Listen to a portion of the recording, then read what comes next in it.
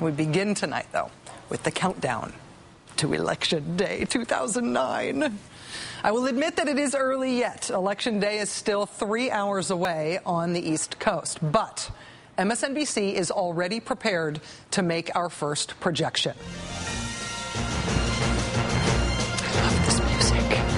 We can now report with a really high degree of confidence that a Republican Party candidate will not win the congressional seat in New York's 23rd district. For the first time since roughly the Civil War, New York's 23rd district will not be represented by the Republican Party.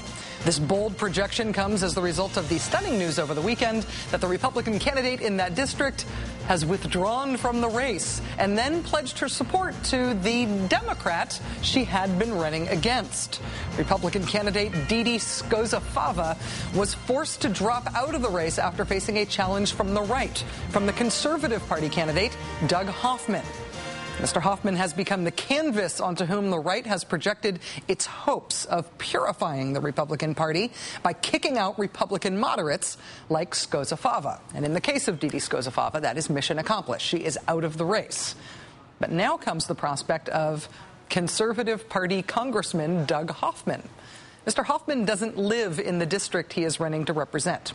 The editorial board of the hometown paper there, the Watertown Daily Times, described him as showing no grasp of the bread and butter issues pertinent to district residents. The editorial board said that Mr. Hoffman was flustered and ill at ease to even be asked about local issues.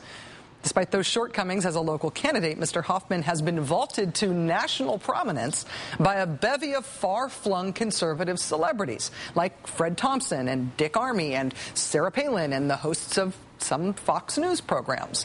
And these conservative celebrities are not just devoted to Doug Hoffman. It turns out the feeling is mutual.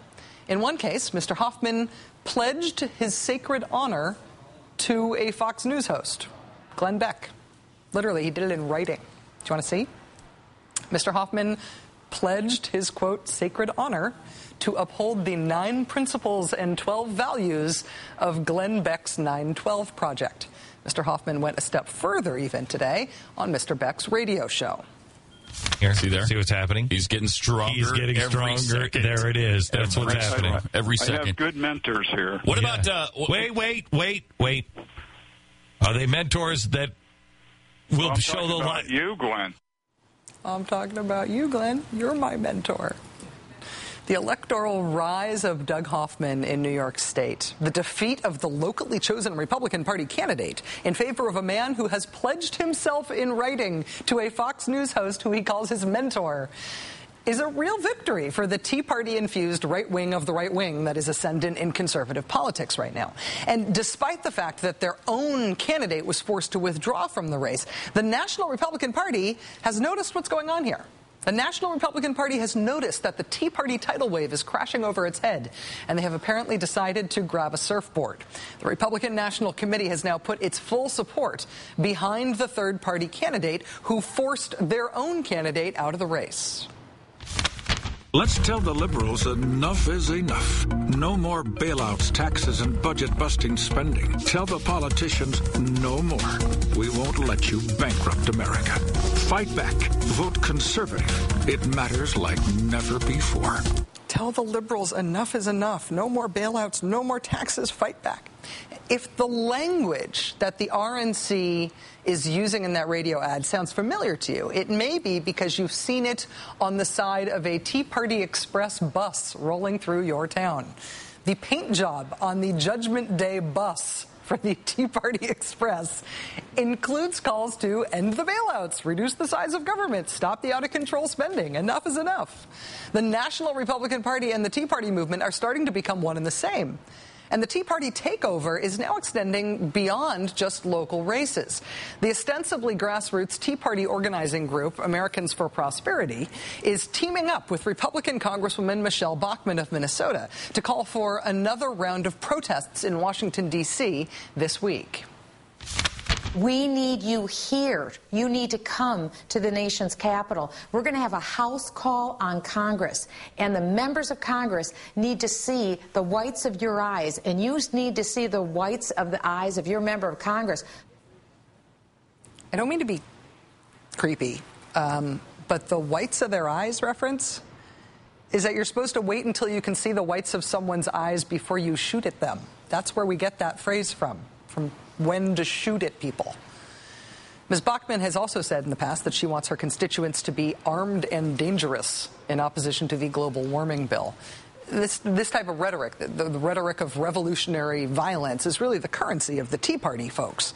And Michelle Bachmann's embrace of that kind of rhetoric is one of the reasons that until now she has frankly been seen as part of the wingnut fringe of the elected Republican Party. She has not been seen as a mainstream part of Republican politics. But now it is getting much harder to tell where the fringe stops and where the center begins. The Michelle Bachmann Americans for Prosperity Confront Your Congressman event on Thursday, the whites of their eyes thing, is now being endorsed by the Republican Party's congressional leadership. The Tea Party takeover of the Republican Party has begun in earnest, and every Democrat and liberal in the country wishes them very, very well. Joining us now is Chris Hayes, Washington editor for The Nation magazine. Chris, it's good to have you here in person. Thanks for coming in. It's great to be here. You're the only person who's ever drunk actual water from the actual MSNBC water cup. Oh, I thought it was vodka. It's coming down to the wire in upstate New York.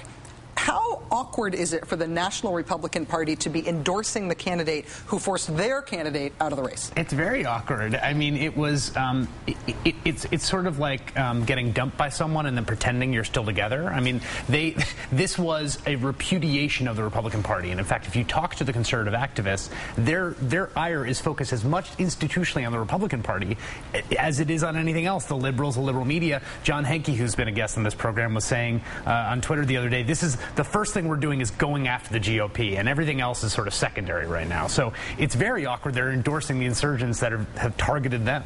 Well, it does feel like they're trying to figure out a way to co-opt the insurgency. The question is, who has to go within the Republican Party in order to make room for these folks? Obviously, in New York 23, it was Didi Scozafava whose name is very hard to say, I'm sorry, who had to go. But who nationally is at risk with this ascendance of the Tea Party folks? Well, here's the irony, is that the electoral minority it's so intense already. I mean, they've already lost so many moderates. It's very hard to find anyone in that party anymore who isn't really kind of a Tea Party sort. I mean, Mark Kirk comes to mind in Illinois. He's going to run for Senate in Illinois, and he is one of the few remaining sort of genuine moderate Republicans. It's going to be very interesting how, if Republicans stage insurgency there as a primary battle, and he's someone who actually would have some state viability.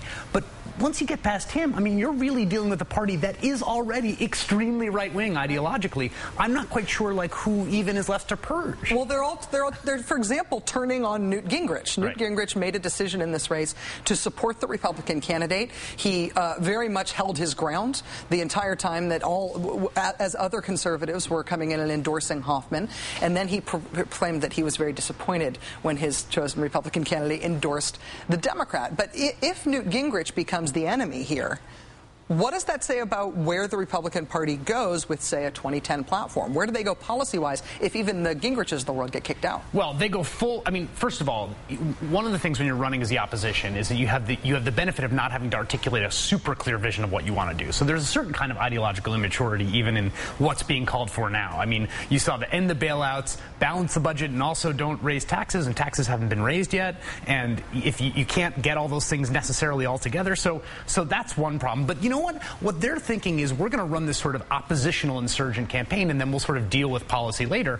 Voters usually do want to see some kind of substance. I mean, if you go back to the Lamont-Lieberman primary, which was kind of the mirror image of this, Lieberman supported the war. The war was an actual disaster, and Lamont wanted to get troops out of the war. That's an actual concrete issue. You have to go to voters with actual concrete issues. You can't just go with kind of ideological fervor. And meanwhile, are Democrats and liberals...